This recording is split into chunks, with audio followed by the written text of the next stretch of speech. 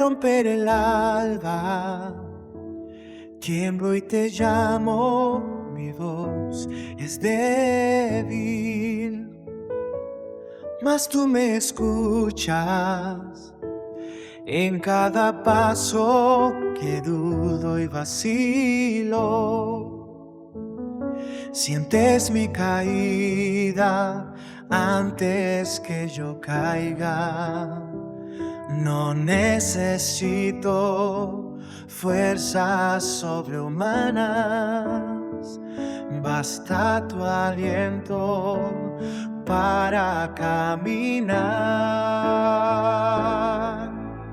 Señor, tú eres mi ayuda verdadera, mi refugio cuando el mundo se derrumba. En tu silencio encuentro la respuesta clara y en tu mirada vuelvo a levantarme.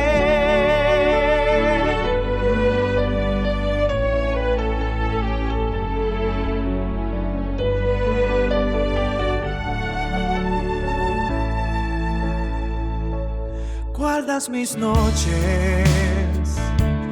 de angustia callada, las conviertes en himno de alabanza. Lo que el temor quiso hacer eterno, lo tocas tú y florece en esperanza. No mido el río ni cuento las estrellas, sé que me llevas más allá del mar.